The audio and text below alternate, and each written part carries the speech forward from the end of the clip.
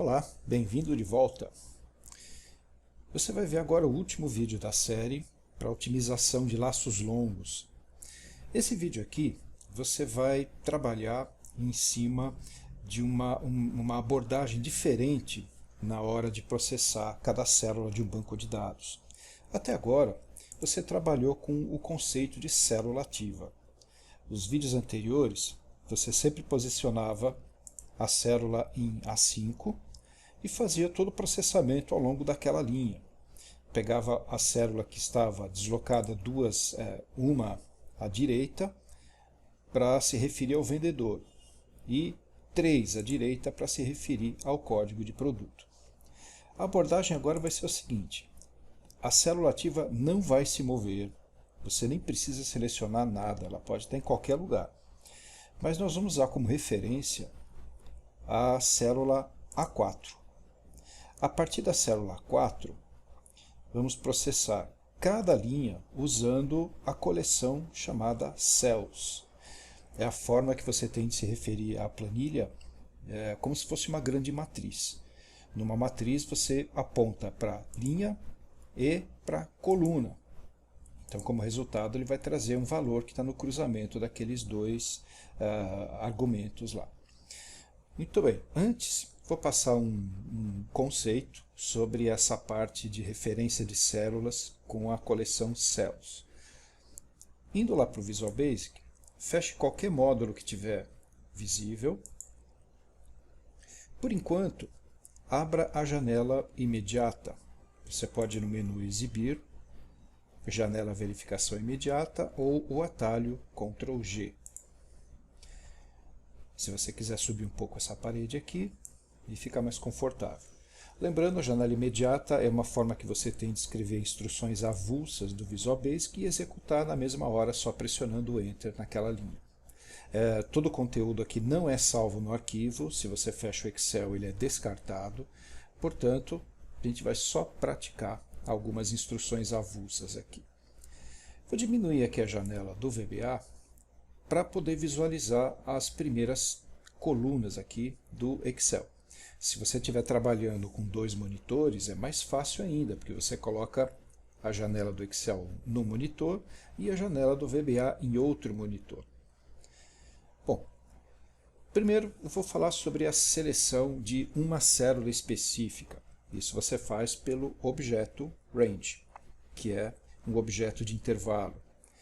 Dentro das aspas você coloca o nome da célula, ou o endereço na forma de um texto. Por exemplo, quero selecionar a célula A4. A4, fecha aspas, fecha parênteses, ponto.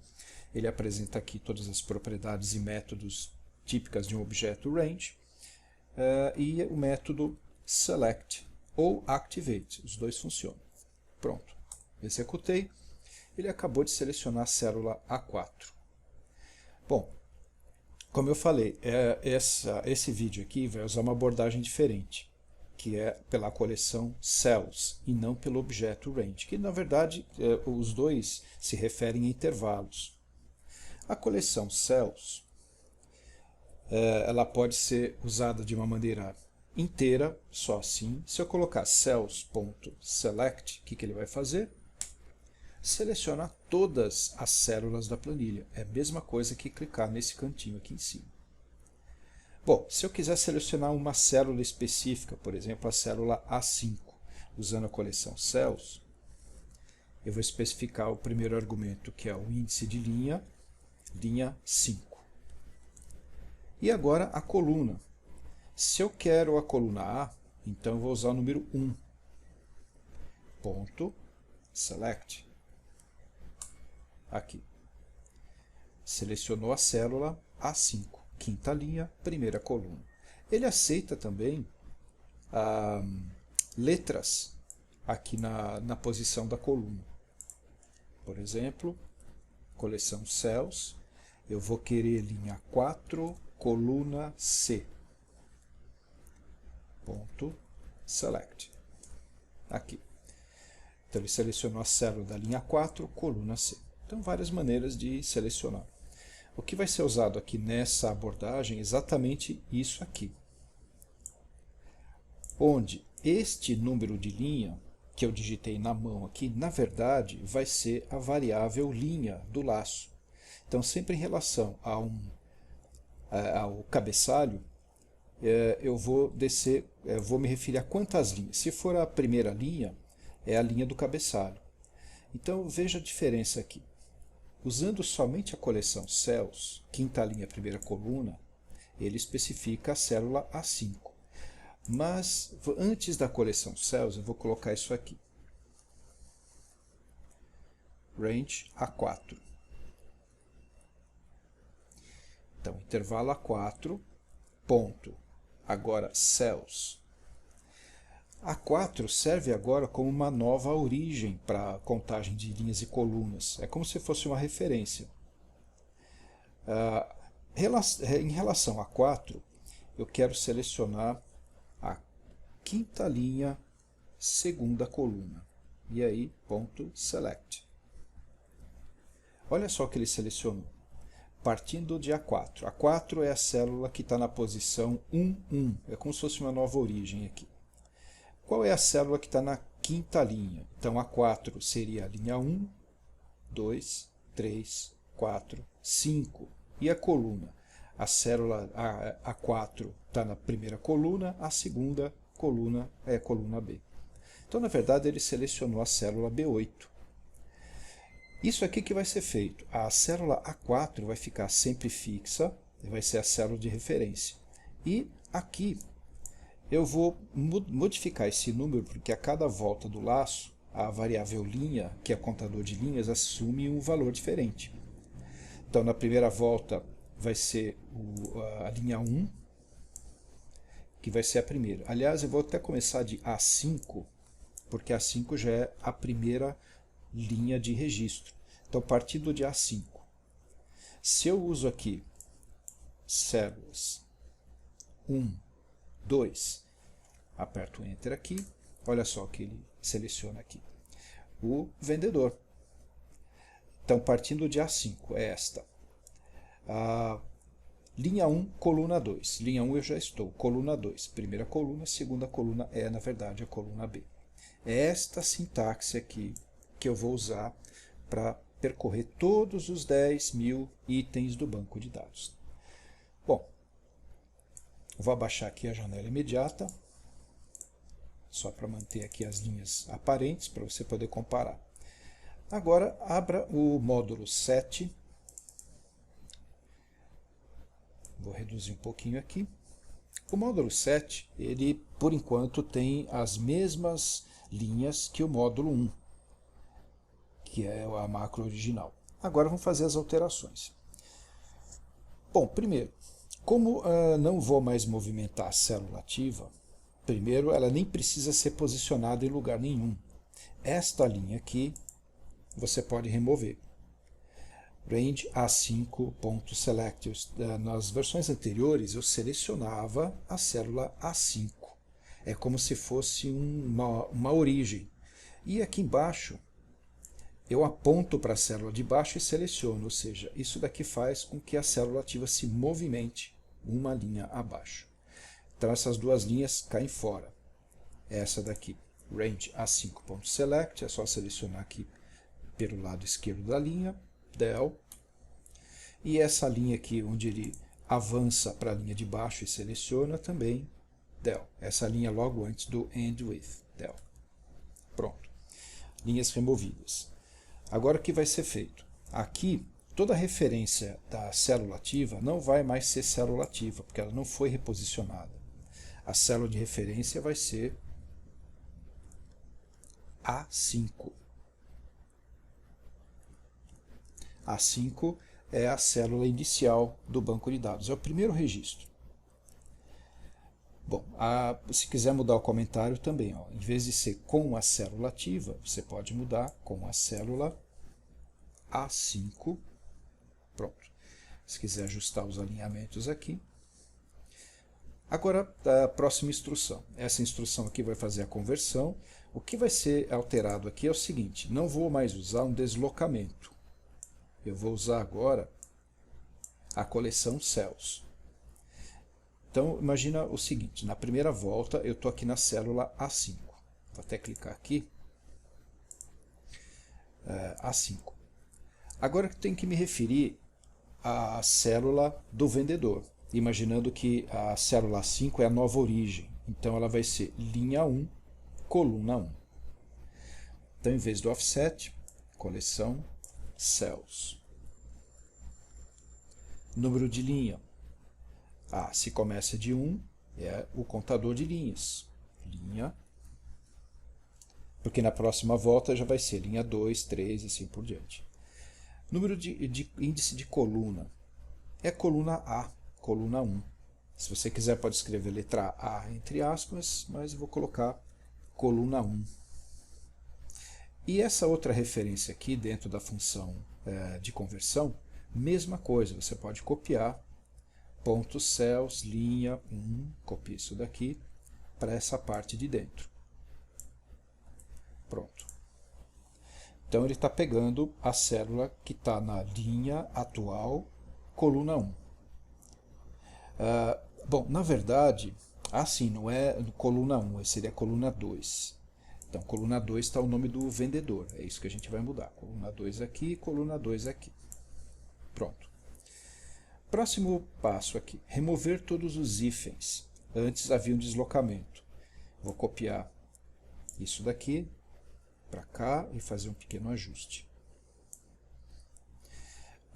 O código do produto, só olhando aqui, ele está na quarta coluna. Então, na mesma linha que está sendo processada, coluna 4. Agora, copie isso daqui para cá, dentro da função replace. Nunca esqueça dos pontos, tá? Eles são essenciais para iniciar cada item da estrutura with.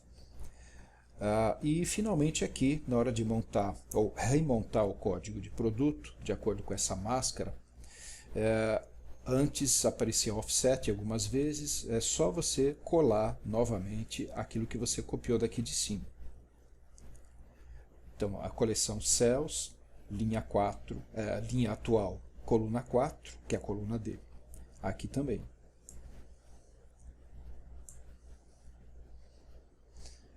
Mais aqui embaixo, duas ocorrências, tira o offset inteiro e cola a coleção cells. Aqui é a mesma coisa, cola a coleção cells. Bom, antes de prosseguir, dê uma conferida. Primeiro, você seleciona, ou seleciona não, você se refere à célula A5 em relação a ela. A coleção de células que está na mesma linha que está sendo processado, coluna 2. Então, coluna 2 tem o vendedor. Aí você pega e muda o nome do vendedor para letras maiúsculas. Na linha seguinte aqui você tira os hífens todos da célula da quarta linha, da quarta coluna na mesma linha. E depois remonta o código do produto. Algumas operações aqui trazem o texto montado novamente. Bom, o que mais? Aqui embaixo já foi tirada a linha que faz a descida, não vai ser necessário mais. Agora a mensagem. Antes do for, coloque application.statusbar igual, entre aspas, processando.